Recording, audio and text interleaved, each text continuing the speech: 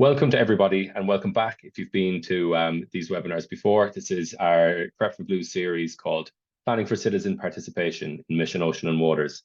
I'm David White, work on the PREP4BLUE project and for University College Cork in Ireland.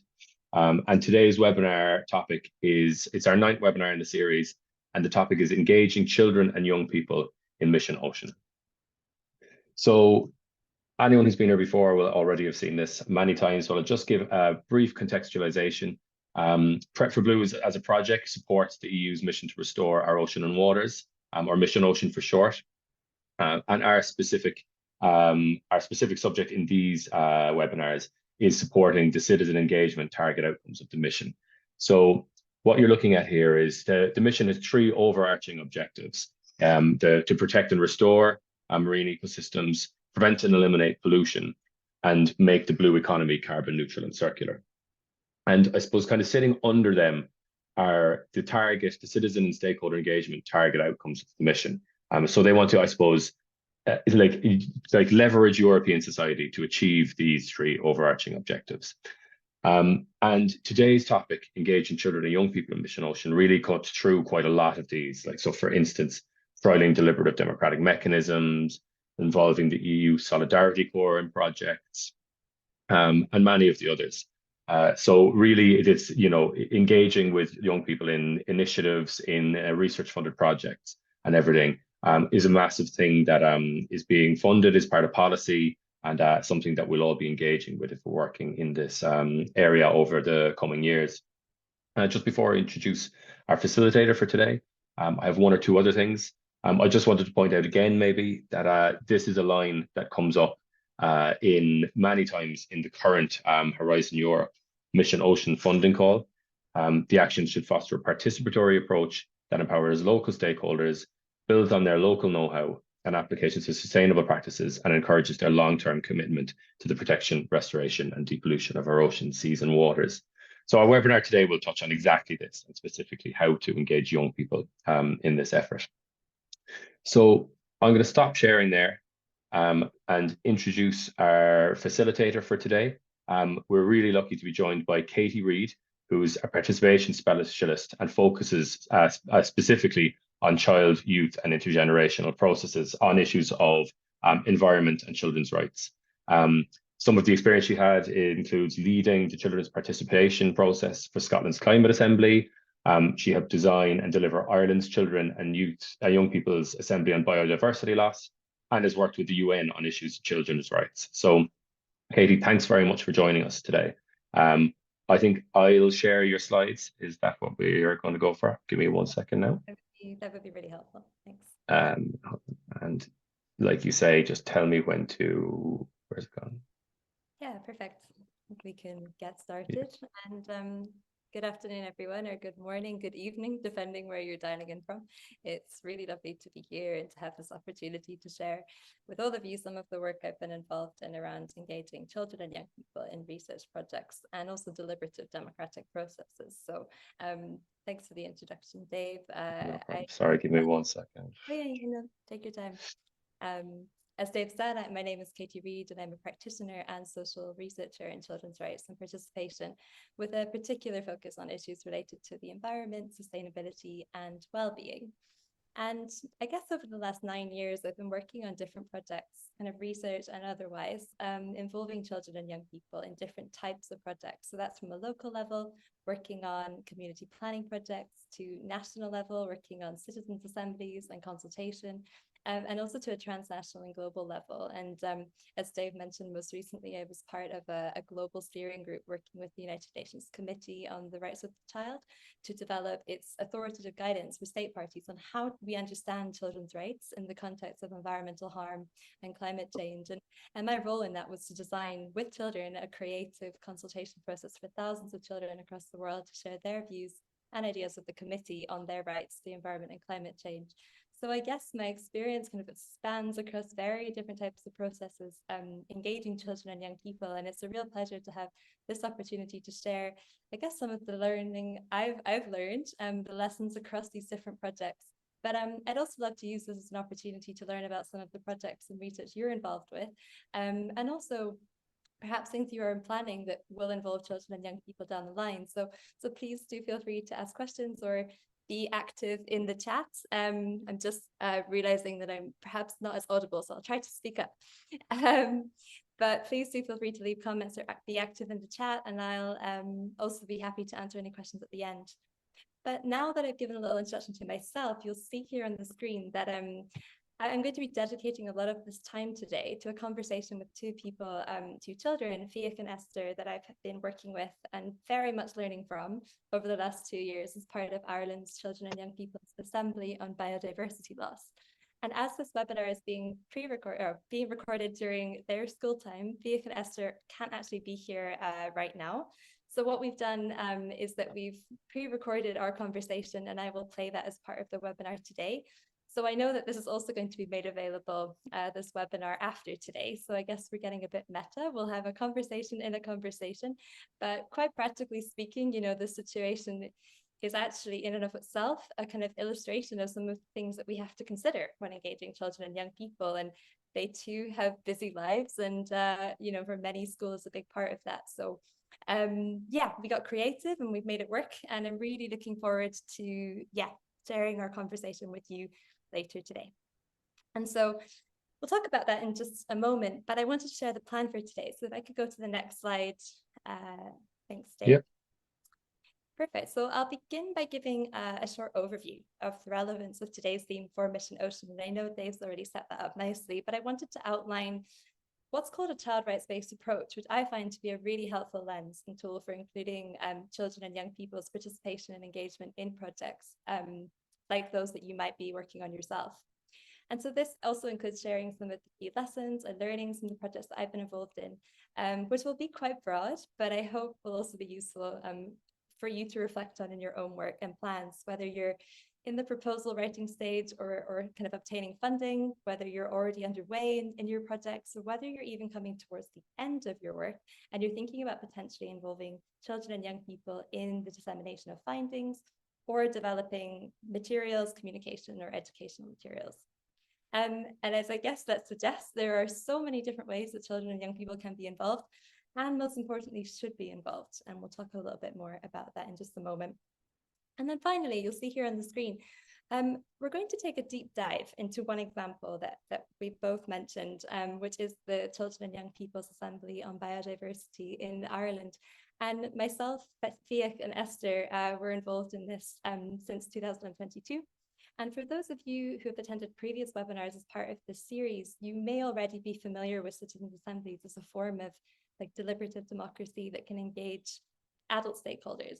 But our experience in Ireland co-designing and co-delivering an assembly for children and young people with children and young people gave us the opportunity to explore what this can look like with children and young people.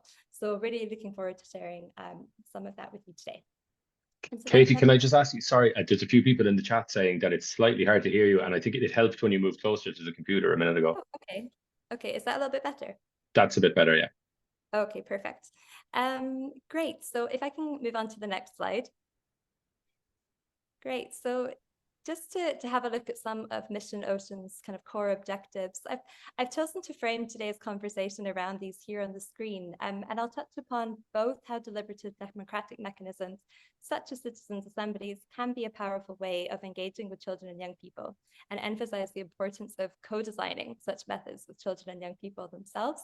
And then myself, Fiach, and Esther will also talk about how engagement is connected to education, awareness raising, and fostering new or strengthening existing connections between children and young people, and by extension their families, their friends, their communities, their schools, with the preservation and restoration of our oceans, waters, and biodiverse environments more broadly.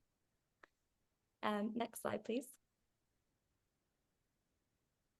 And so at the heart of this and the heart of my work is the recognition that children and young people are citizens and that they have the right to be involved and engaged. And at this point, it's important to explain what I mean by children and young people. As outlined in the United Nations Convention on the Rights of the Child, and you can see a child-friendly version of that here on the screen, a child is all those below the age of 18. And I use this definition with the addition of and young people, recognizing that older children do not recognize or necessarily recognize or refer to themselves as children. But today I'm referring to the engagement of those under 18s. And I know there's some brilliant initiatives taking place across Europe engaging youth or young adults over 18. But as there are certain ethical and practical aspects to consider when working with under 18s, I'm specifically focusing on this cohort. And now some of you may be familiar with the United Nations Convention on the Rights of the Child, which is the most widely ratified international treaty, with all but one country having ratified it.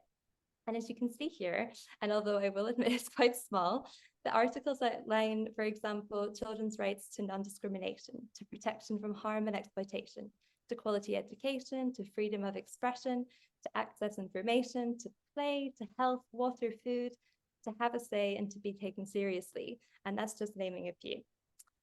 But the articles of the convention are interdependent and indivisible. And this means that all rights must be upheld and promoted and respected. And I guess you can't pick and choose. Realizing children's rights means you have to understand all rights as dependent on and connected to one another. And personally, like as a practitioner, I find this to be really helpful when we're thinking about how to approach engaging children and young people, as it reminds me, it reminds all of us that their participation rights are bound up with their rights to play, their rights to education, to information, to protection, and to non-discrimination. And I'll come back to sharing what this looks like in practice. But before that, I wanted to, and if I can just move to the next slide. Thanks, Dave. I really wanted to highlight this new development in children's rights that's of particular relevance to the kind of work that we're all engaged in. And the convention, which was created in the late 80s, makes no explicit reference to the relationship between children's rights, the environment, and climate change. And of course, it's not going to be new to anyone here that children's rights are deeply connected to their environment and increasingly at risk of being compromised by environmental harm and the impacts of climate change. And yet at the same time, we're also seeing that children's leading role in calling for and taking climate action has highlighted how children are environmental actors and agents of change. And so just last year, and I mentioned this at the beginning, the UN Committee on the Rights of the Child created what's called General Comment number 26, which is their guidance to all state parties on how the convention should essentially be interpreted, like through a lens of environmental and climate issues. And I wanted to highlight these 2 points here because I think these 2 things are really important to us today. You can see both here, actually, the technical document, and that's the child-friendly version, which I had the real joy of getting to co-create with this amazing group of child advisors from across the world. But anyway, I think this general comment is really important for 2 reasons. As firstly, it clarifies for the first time that children have the right to a clean, healthy, and sustainable environment. But it also reminds us that adults must recognize, like, our responsibilities to protecting children from environmental harm, but also ensure that children play an active role in that process. And it also reminds us that children's fundamental rights to have their views taken into consideration in decisions and measures being taken addresses these environmental challenges. So that, again, this kind of reminds us that it's imperative that we're involving children and engaging children and young people in the work that we're all doing. Next slide, please. Great. So I guess the question then is, so how can we actually do this? How can we uphold children's participation rights within our work and research? And I guess there are so many brilliant theories and models, frameworks, toolkits about children and young people's participation, including those which really highlight how to engage children and young people of different ages, from different backgrounds, those with additional support needs or disabilities, younger children, children from fragile or sensitive contexts, and as well as those that actually draw on like tips for online engagement as well, which, as we know, is really important when we're looking at more hybrid forms of engagement. But honestly, I could do a whole marathon webinar talking about all of this. So for today, I'm going to focus on this model here, which you can see on the screen. And this is a really well-known and much-loved model of participation, which was found or created by Professor Laura Lundy at Queen's University in Belfast. And this is a brilliant tool for understanding what Article 12 of the Convention, which is specifically about children's rights to express themselves, actually looks like in practice. And so you can see here there's 4 steps. Firstly, there is space. And this is the fact that children and young people must be given safe, inclusive opportunities to express their views. Secondly, voice. So children and young people must be facilitated to and supported to express their views. Third, audience. Children and young people's views must be listened to. And then fourth, children and young people's views must be acted upon as appropriate. And so, just moving on to the next slide. Thanks, Dave. Sorry, yeah. Yeah, no worries. So in thinking about this session today, I was reflecting on kind of all the different projects I've been involved in, and also reflecting most importantly on what children and young people have told me and my colleagues around what really makes children's participation or engagement in these processes a meaningful and a meaningful experience all around. And so the insights I'm going to share now are kind of a culmination of that, and I hope can be useful in your own projects. So firstly, I've written here that children and young people's safety and ethical informed participation must be at the heart of all processes. And I note on the slide, as you'll see, that this is so much more than just filling out a risk assessment and getting some consent form signed. And so for me, I like to think of this as kind of like a thread that weaves through the process, like keeping children safe and well. It's something that we should be consciously reflecting on through every element of the process. And that can be from the kind of framing of a project to be hope-based and solution-focused, so that we're mitigating potential eco-anxiety amongst children and young people when they're participating and really empowering them to feel part of the solution.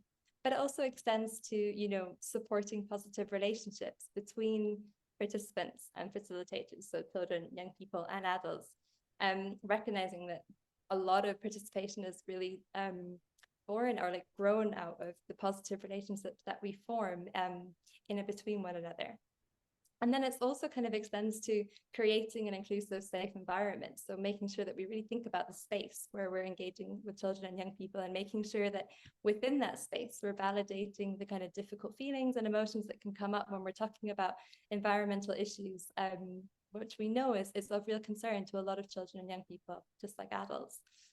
But also it means that we're thinking about how we can provide practical tools to children and young people who've perhaps been engaged in a project, so that they can further explore these feelings, or perhaps access professional support if required. And so that's what I mean about kind of being a thread that weaves through the whole process. It's not just having completed a risk assessment at the beginning and, oh, we've done it, we've kept everyone safe. It's really about bringing that to life. But there are a couple of really practical things just on that as well. Like, it's really important to think about like ensuring that adults that are working with children and young people are vetted and have undergone child protection training in line with national standards. And, having worked on very global projects, it's really important to note that that can be very variable from country to country and even setting to setting. So making sure that you've kind of explored that is really important as part of your process. And I'll come back to talk a little bit about how partnerships can help there as well. And secondly here, talking about kind of informed consent, and this is absolutely critical. Like, children and young people really need to know why they're being invited to participate and what their participation will involve, but also how they'll be compensated. And I think this is really important to think about with children and young people, like what different forms of compensation can look like. And I know that, for example, in previous projects, we've used everything from financial payments and honorariums to gift vouchers to certificates. And I think having a conversation with children and young people themselves to explore that question of what meaningful compensation looks like is really a good way forward.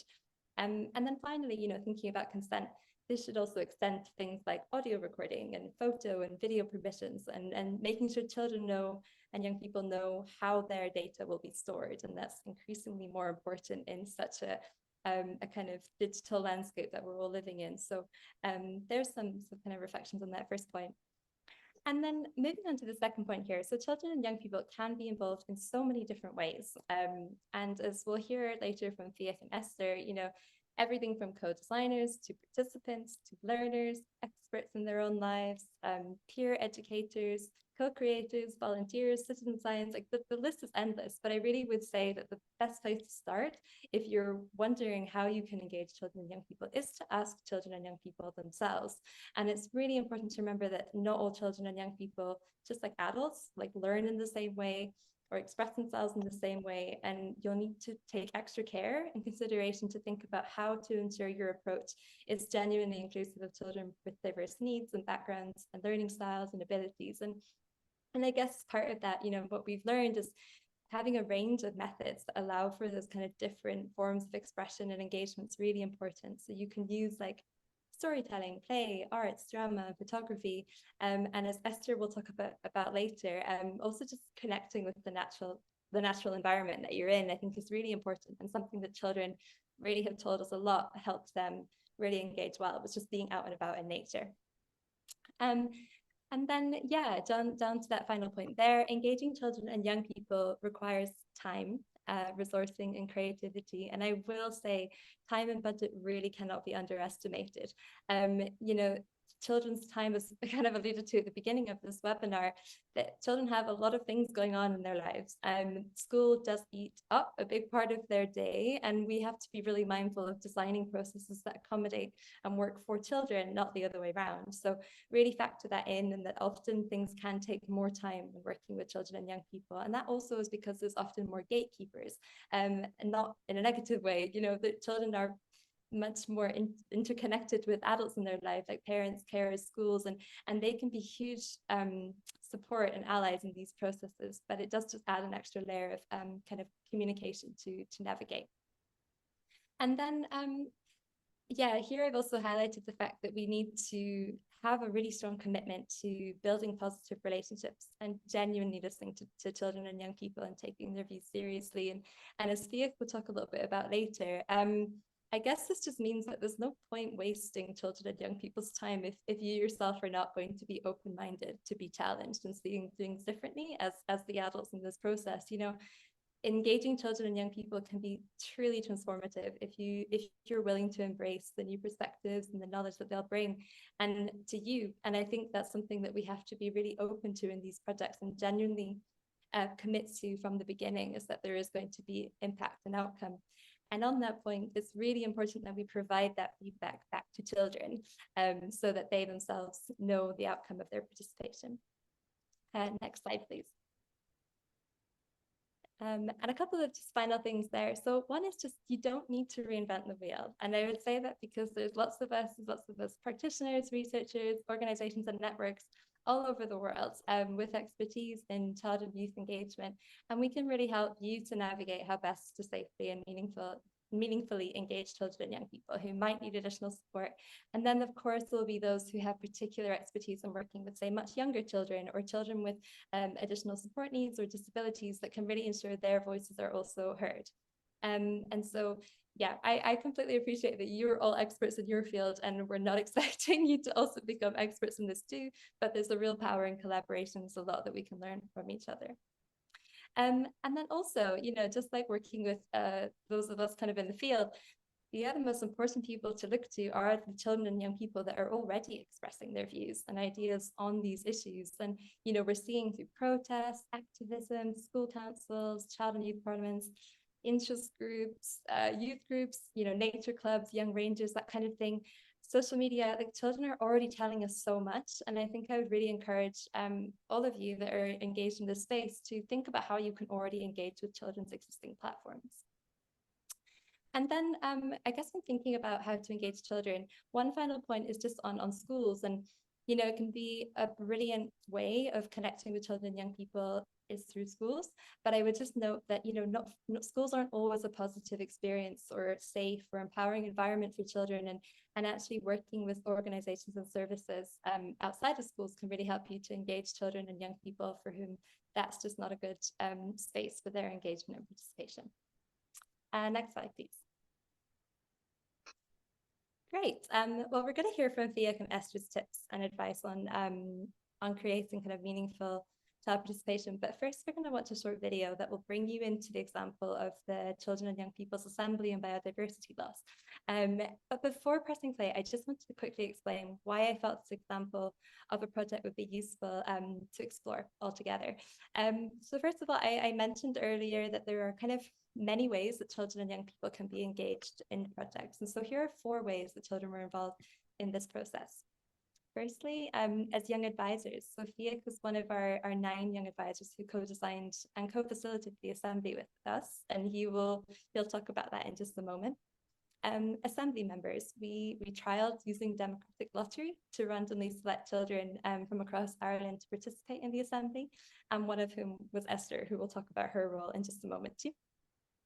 And then third, when the assembly published its recommendations, we had a kind of follow-up project, which Fiag will talk a little bit about, where some of the assembly members and children came together to actually co-create new educational resources for other children, kind of drawing on the learning that they'd had as assembly members and as young advisors.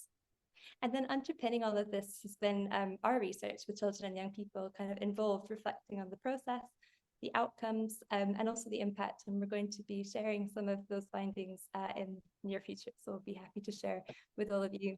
So yeah, I guess that shows that there are many different ways to engage children and young people. But yeah, let's take you into the assembly yourselves, and then we'll jump straight into the conversation with Esther and Fiach. So I don't know, Dave, if we want to press play. Hopefully we have the sound.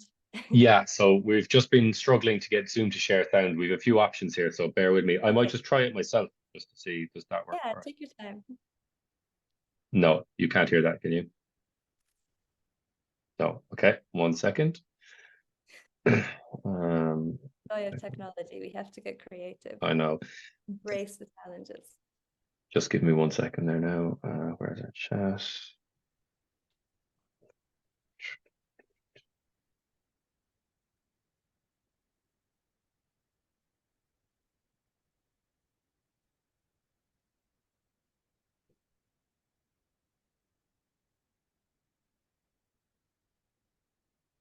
Two seconds.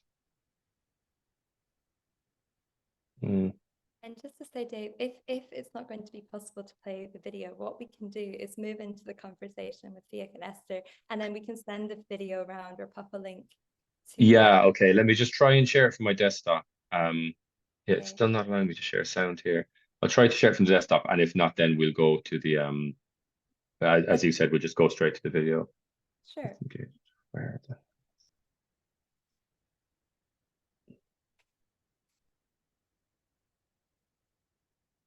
Right.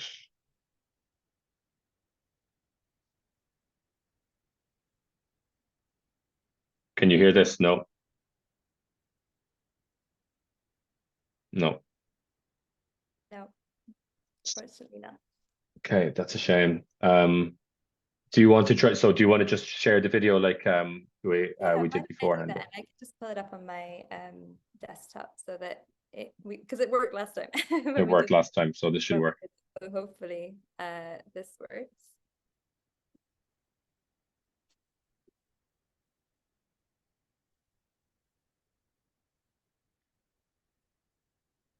Okay. Hi, everyone.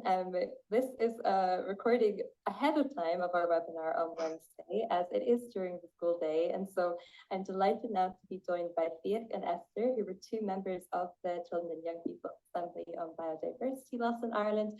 And as we've just seen from the video that we will have shown, it was a truly special experience. So I'm really excited to hear more about Fiach and Esther's experiences of being involved in that process. So without further ado, I'm going to hand over to Fiach, first of all. Tell us a little bit about you, Fiach. Where are you from? Where are you based? And what kind of things do you like to get up to in your inside of school or outside of school? So my name's Fiach, 12 years old, and I'm from Cork. I've been really happy to be a part of this amazing assembly run by some amazing people. Just really love this project and everything I've been able to do with it. Brilliant. Thanks so much, Fiach. And I know that you have a real interest in kind of volunteering and getting involved in projects about marine life outside of school and outside of the assembly. Do you want to tell us a little bit about some of the other things you've been involved in? Yeah, so I've been involved in a couple projects. So Seal Rescue Ireland. I joined this with my mother a couple of years ago. And basically, if there's a stranded seal pup in my area, then I'll get called down to there and I'll have to try and help rescue it and bring it to so basically I'd bring it to another person and then they'd bring it to another person and eventually it would get dropped into Wexford, where they are either released back into the ocean if they can, or if they're like say tangled or underfed or sick, which is very, very common, then they'll have to heal them, which could take months and stuff. But anyway, it is it feels very rewarding, and it's you can join quite easily. Wonderful to hear. Oh, thanks so much, Megan. I'm sure we'll dive a little bit more into some of your experiences with projects shortly. And Esther, what about yourself? Tell us a little bit about you. Hello, I'm Esther. I am nearly 12, and I was an assembly member. And at the moment, because I won't be here, I'll be on a nature walk, very coincidentally, a nature walk beside the river that I live near, because there's a gorgeous river near where I live. So we're doing a nature walk with the school. Yeah, I know the timing of this webinar kind of clashed with the nature walk, but I'm really excited for you, and I hope you're having a great time whilst we're all sat listening to Fiach and I talking about this. So yeah, really hope you're having a great time, Esther, and I'm delighted that we could pre-record this conversation so that people could hear from both of you and your experiences. And so in terms of both of your roles within the Assembly, you both had a slightly different role. And so Fiach, you worked with me and the team at University College Cork and Dublin City University as one of our young advisors, and we had 9 young advisors who were aged 8 to 16 to help us co-design and to co-facilitate, co-deliver the assembly that took place with other children who were randomly selected to be involved, and one of those was Esther. So I wonder, Fiach, if you could tell us a little bit about what that was like being a young advisor and what your role involved. I think it'd be really interesting for people to hear about the kinds of things that you did. So we, as a group of 9, we co-designed the assembly with the fantastic adults that have been helping us along the way. And so we had a series of online meetings every 2 weeks for a good few months, and then we met for a weekend up in DCU. So during that time, we chose different options and tried to decide how to make the assembly members, like Esther, feel most comfortable and give the most best ideas they can, because they have so much potential, and we feel like that really gives them a nice space so they can deliver on their potential. So much, Fiach. And yeah, we'll definitely come back to hearing some of your tips for people that might also be wanting to co-design projects with children and young people, because I know you had so many brilliant things to bring to the team. So we'll come back in just a moment. And so then, Esther, what was it like for you being an assembly member? Well, Fiach and the others definitely made it very nice and comfortable. It was very fun. Everyone there was just so nice, and we were all just kind of like friends, and everyone had different experiences with biodiversity, and it was just it was amazing to get to meet all these people, and it was very fun. And we got to go away to spectacular places for 2 weekends. It was lovely. Yeah, we were in 2 different national parks, weren't we? One in County Wicklow and one in County Kerry. Yeah, both beautiful. Yeah, thanks, Esther. And so in terms of what you learned as an assembly member, the kinds of activities that you did, do you want to tell us a little bit about, perhaps some of the things that you learned and did whilst you were an assembly member? Well, we kind of one of the handiest things was going out and seeing it, and not just being sitting there or getting explained. We got to go out into the forest and do this and do that and go see everything. And the games were very fun too for some of the younger kids, and that. The games were very fun. It's very nice, and yeah. And the opportunities that we got. Thanks, Esther. And you've made a really important point there, that we had younger children as well as older children. We had 7-year-olds and 17-year-olds in the same project. So I'm wondering, Fiach, how did we make that work? How did we make sure the assembly worked for much younger children and also older teenagers? Well, I think people think that young kids and older kids can be quite different, but when you put them in a project like this, then they can they can be like under quite similar circumstances and then still like, you know, be very comfortable and happy. Like we had, you know, we had games and we had breaks outside because, like, you know, it was mostly for the little kids, but then, you know, when you got out there, the older kids enjoyed it a lot too. And and like one thing was that we did during the assembly, we did have age groups, which I think kind of we did family groups and we had age groups. So then the different age groups, we had 5 different age groups so that like people could talk with someone their age as well. But then we also had family groups that like mixed the ages so that you could communicate through the ages as well. No, that definitely went really well. And I think what we heard from assembly members, and Esther, I'm seeing a big thumbs up from you as well, that as you say, it kind of helped everyone work together across different ages, which was really lovely to get to be part of as well. And so I guess in terms of, you know, the assembly happened in 2022, it's almost a year and a half ago now. And in the time that we've had since, the Assembly published its recommendations, which was a really exciting and big moment. But I know both of you have also been doing other things after the Assembly. I know, for example, Fia, you've been involved in the Tribe project. You might want to say a little bit about that. And Esther, you've also been doing all sorts of really interesting things, building on from the Assembly. So I don't know who would like to go first, but what have you been up to since, and what impact has the Assembly had on you? Esther, do you want to kick us off? Well, I find it that it gave us a lot of opportunities to like go on podcasts, like the podcast that we went on. That was very fun. Like, and the hosts were just really nice. And then like people kind of start to listen to you more because you've been at this. And I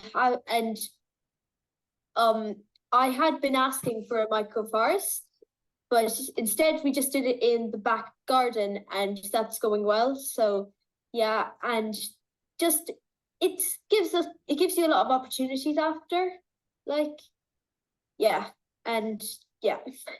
Yeah, and actually, Esther, you also you spoke to some of the adult assembly members that were involved in the adult assembly. Oh yeah, also on biodiversity laws.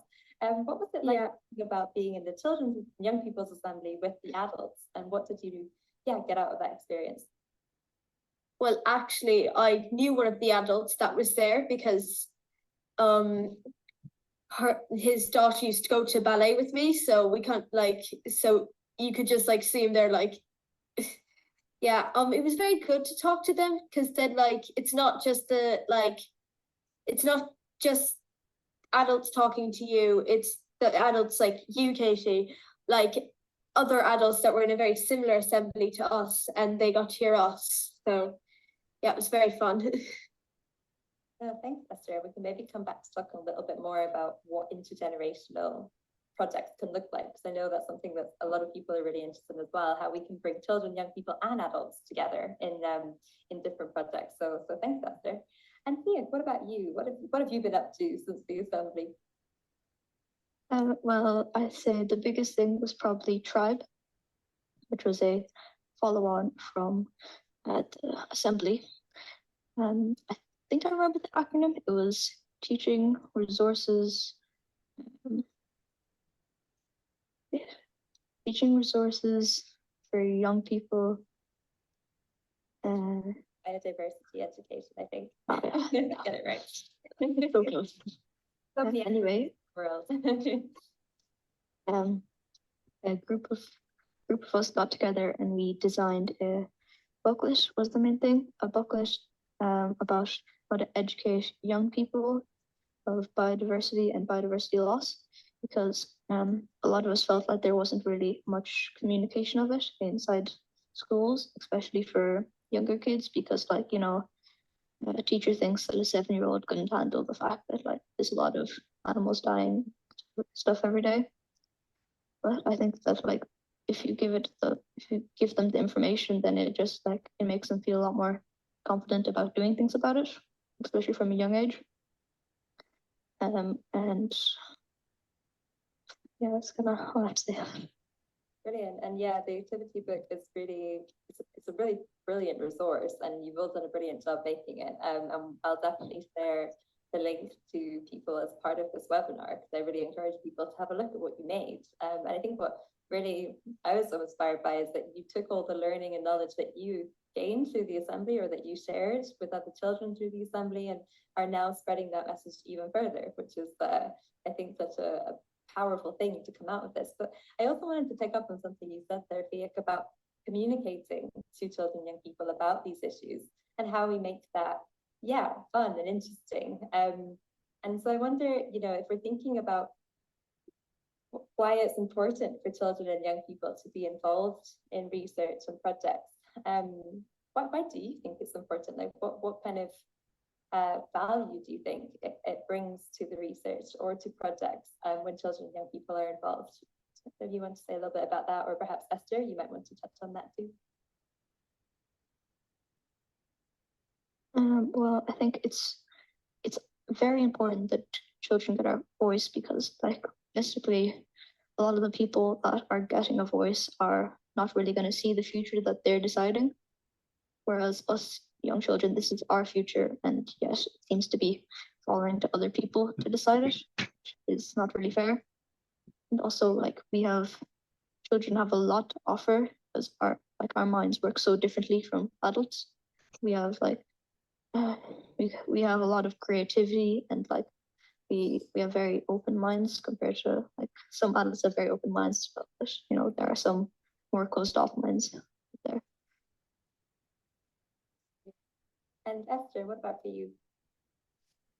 Well, as Fiach said before, like adults aren't going to be growing up in the future. The kids are. So maybe, and like as I said before, being in this assembly gave me a lot of opportunities, but not many other people probably will get those opportunities if we don't have more assemblies and things like that. Because why do I, someone that got randomly picked, have any more right to say than someone else who entered but didn't get picked? So it's very important for kids to have a say, like, so we need kind of more assemblies and more little things like that, even if it's like on a bigger scale, like it was with our one, or on a smaller scale in a smaller community. So much, Esther. Both very good calls to action for sure. And so I guess then, to kind of bring this conversation to an end currently, what would your top tips be to all of the people listening here today about what they can do to involve children and young people? Like, what should they be thinking about if they're either beginning the process of creating a project which will have children and young people's engagement, or perhaps they're already in the middle of something? What would your tip be to them? Well, especially like make sure that you do have kids that will be on board. Like for Fiach example, like that you got 9 people to come and plan it, because they're kids themselves and they're probably not gonna know. They're probably gonna know more. And make sure like you're having interactive things with the kids, like drawing little games and stuff like that. And like let younger kids, like let younger people help kids and younger people help you come up with those ideas. Brilliant. Thanks so much, Esther. And Fiach, what about for you? I'd like to follow on what Esther said. Like, I mean, obviously you can't just pop a big white sheet of paper in front of a child and expect them to write out like 15 wonderful ideas. Like, you know, you have to make it interactive, and you have to let them take breaks, and you have to, like, you know, let them play games and stuff, because I mean, eventually they're like, realistically, they're quite young. Like, they're not really ready to just, you know, write off a bunch of ideas. And like, it's just, you really need like some creativity when you're planning it. I think, like Esther said, you really need young people as well planning it. Young advisors, like, it really did kind of give a new look onto the assembly. Thank you so much, and I can completely confirm that the assembly would have looked entirely different had it not been for our amazing young advisors who brought so much creativity and reflection and a real sense of yeah, how this would be a safe and fun and comfortable experience for all of the assembly members. And so I just want to say a huge thank you to you, Thea, for being part of that and for making it what it has been. And Esther, to you, I want to say a huge thank you to you for taking the assembly in its stride and for just embracing all of the opportunities that have come since. And we're continuing to be an amazing ambassador for the assembly, but also for children's rights and children's participation. It's brilliant to hear your reflections on how other children can get involved. And I think that point you made about it can't just be a small group of children who are randomly selected. We have to be creating lots of opportunities for children to get involved in lots of different ways across different projects. So thank you both so much for this conversation. We're now going to pause the recording and then we will, if people want to pose questions to you both, what I've said is that I'll gather those questions and then feed them back to you, and we can perhaps post them on social media or on the website following this call. But thank you both so much, and look forward to sharing this webinar with you once it's ready to share. And enjoy your nature walk, Esther. Yeah, it's going to be fun. See you both soon. Bye. Bye. Bye. Great. Thanks so much, Katie. That was fantastic. It's just so fantastic hearing, first of all, from the children themselves, but also just like really striking how capable and articulate they are. So yeah, no, thanks again. I might just take the last 10 minutes maybe to ask you some questions and then maybe wrap up. Please, everyone, just so you know, we've posted in the chat the video that we couldn't get working, just that showed Katie's experience in the Young People's Assembly on biodiversity loss, and also the tribe activity book that the Katie and Fiach and Esther were talking about there that came from their project. And sorry, go on. Sorry to interrupt you, Dave. I've also just got one more slide that just captures a few other resources for people, if that's helpful. Because I know, for example, or we can share the links after, but Esther referred to a podcast episode that she was on, and it's a really lovely interview with some more of the children. It's the Ed Miliband's Reason to Be Cheerful podcast that came out last year. So I'll happily share a few more resources if that's useful as well. And I think, yeah, the more that we can be sharing what's out there already, the better. But yeah, just really quick as well. That would be great. Actually, maybe because you've got so much, if you could share them with me by email after this webinar, and then when we're sharing the recording with all the attendees in a week or so, I'll share the whole list of resources, if that works. Great. Thanks, Dave. Great. So anyone who has questions, please use the Q&A. We've only got maybe like 10 minutes left, but I'll try and pose as many of them as possible. I might start there just so say again, yeah, thank you so much. That was just a really rich and presentation, and it was great to hear. I suppose the differences, especially from the children themselves, in their experiences of being engaged and in engaging children. And I wanted to pick out one of those things that kind of struck me. I remember, I think it was Esther who said that during the process they ended up this. She said that we were all like friends, and it just got me thinking of you know, what does children's networking look like, or maybe how it's different. I mean, you know, when you organize things like these for adults, there's usually tea or coffee time, or maybe wine and nibbles or something like that. So, you know, how do you make that inclusive for children? And maybe you talked about there being different groups, and so maybe what do those groups look like? But then also, what might like an intergenerational, you know, piece of that look like, so that everyone kind of mixes together in some kind of appropriate way? Yeah, thanks, Dave. And it's a really important question, that aspect of friendship. And I think this is something that when we're thinking about engagement and participation, it's less talked about, and yet it's so important. It is the relationships that are made, not just between adults and children, but between children and young people themselves. And I'm really interested in looking at how and really leaning into what value that those kind of connections that are made bring, not only to the process, but also to the outcome, in terms of the kind of self-organizing that we've seen children and young people doing since the assembly without adults' help as well. And I think that is really, really interesting. But in terms of practically what that looks like, it's about designing, and again, working with the young people to do this, designing a program that really allows plenty of space for what would be coffee time for adults, but is just playtime or just free time with children and young people. And we were very fortunate to have we had a rotational assembly. So we held the assembly weekends in different parts of Ireland so that children and their families wouldn't have to travel quite as far for some of them for the 2 weekends, but it also meant they had different spaces to explore.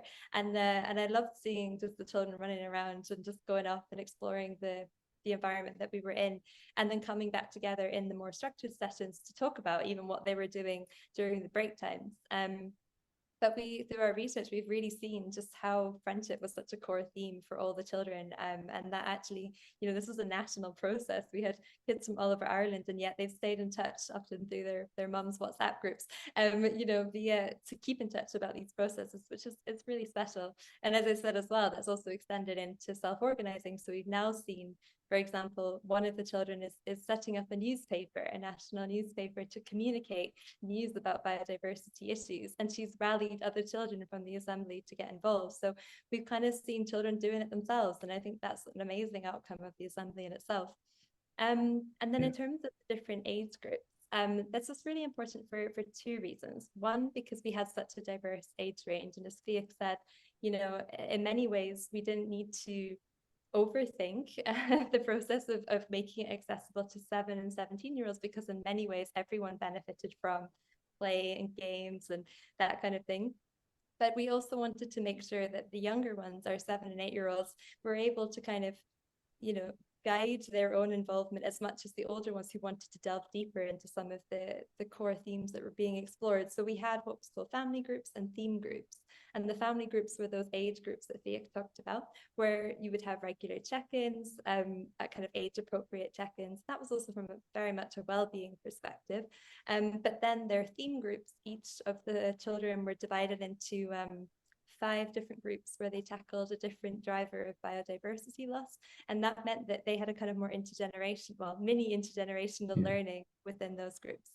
And then to your question about the kind of broader idea of intergenerational engagement and what that can look like, I've been doing quite a bit on this and exploring how we can actually support citizens, like adult citizens and children and young people, to come together and kind of explore some of these questions intergenerationally. And we had more of an opportunity to do this with Scotland's Climate Assembly, and I'll send around some resources about that after this call, where actually the 2 processes were much more intertwined. In Ireland they were a bit more distinctly separate, but I think what we saw was adult assembly members were really taken by the children's contributions, and it really impacted them in their own deliberations. And so some were even beginning to bolden their recommendations because of what the children were saying. And so I think there's a real space for 7-year-olds to be learning from 70-year-olds, and 70-year-olds to be learning from 7-year-olds, and everyone in between, so that we can tackle these, grand intergenerational crises together. So yeah, I'm also happy to share some more resources on that. Great. No, thank you so much for that.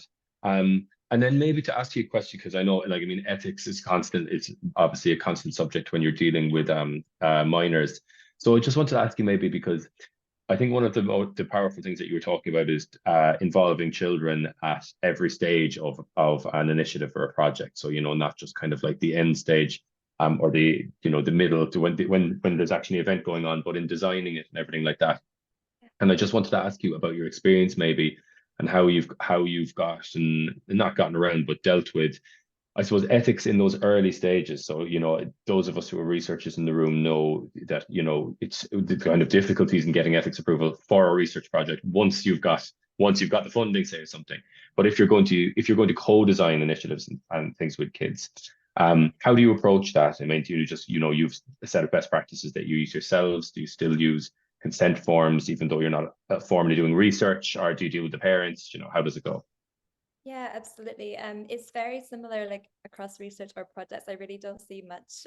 Of course, within a project or non-research setting, you don't obtain official ethics approval to university, but there's very similar across the board, and it comes down to essentially having a very, I guess in the kind of proposal writing stage or obtaining funding, being really clear about the rationale for taking a co-designed approach, and actually like drawing upon the expansive amount of literature that really helps to work through some of the kind of slight gnarly tensions around what that would look like. But there's a real wealth of evidence that documents the rationale for a co-design approach with children and young people. And also you're bringing the ethics board alongside you. You're taking them on a journey as well and saying, you know, we don't know entirely what it's going to look like, because that's the whole point. We're designing this to children and young people, and we're trying to shift power imbalances that are very chronically replicated, because we as adults assume we know what children and young people want.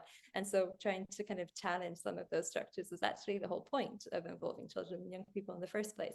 So I think it's about being bold, and it's about being brave, and also and accepting that there's already a lot of evidence out that you can draw from. And I really encourage people to, collaborate with those of us working in this space, but also to just look into the kind of literature that's out there about how to navigate some of this.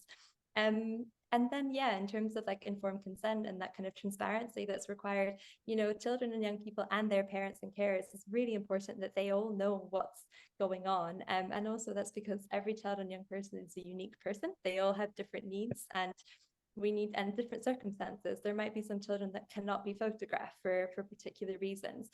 There might be some children that cannot be, documented on social media. You know, there's all these things that we have to be extra careful about, and yet it cannot be a barrier to children's participation. And I see that sometimes there's a fear that, oh my gosh, it's so complicated, there's so many things to think about, let's just not do it. But actually that is a complete violation of children's rights to participate. Like, their right to be protected doesn't trump their right to participate. And so we have to just work through some of these questions and not let it make us feel afraid. Absolutely. Thank you so much. I might just wrap up there looking at the time. I'm just going to share my final slide or two. Where are we? So just to let everybody know, sorry, give me 1 second.